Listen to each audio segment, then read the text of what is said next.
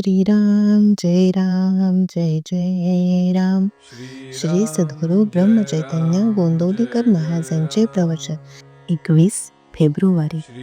कर्तेपणाचा अभिमान नसावा. विषयात राहून परमात्म्याची भक्ती होईल का?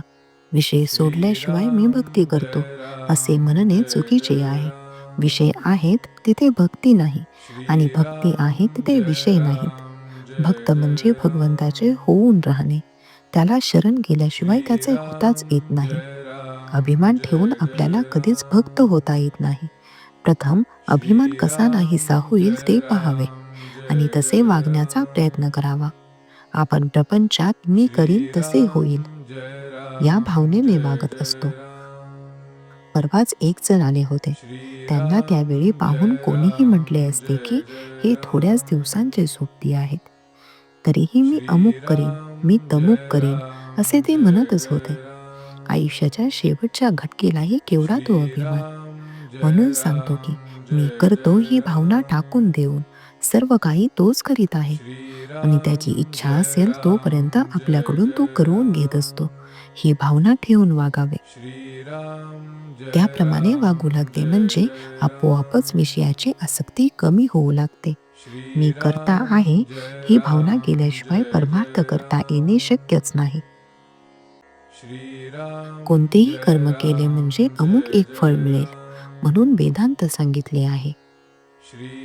त्यावरून वेद हे विषयासक्ती वाढवतात असे काही जण म्हणतात. पण वडील माणसे जसे औषध देताना गुळाचा खडा दाखवितात त्याप्रमाणे ते आहे. माणसाने फळाच्या आशेने तरी कर्म करायला लागावे. तो कर्म करू लागला म्हणजे आपोआपच फळावरती त्याची आसक्ती कमी होत जाते आणि पुढे अभिमान जाऊन मी करता नसून तोच करवीत आहे असे वाटू लागते. मग तो जे कर्म करील ते देवाला आपोआप अर्पण होते. संकट आले म्हणजे आपण देवाला नवस करतो.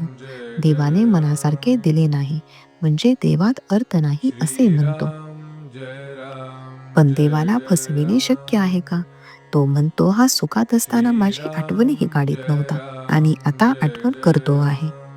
वास्तविक देवाने आपल्याला पावावे असे आपण काय केले आहे? म्हणून केव्हाही देवाला फसवू नये, कारण देव फसला न जाता आपलेच फसगत होते.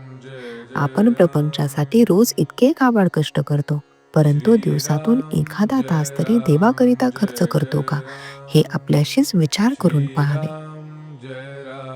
जोपर्यंत विषयाची आस तोपर्यंत नव्हे भगवंताची दास.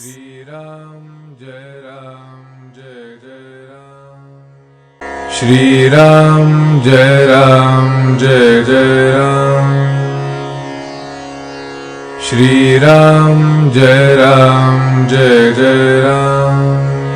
श्रीराम जय राम जय जय राम. श्रीराम जय राम जय जय राम. श्रीराम जय राम जय जय राम.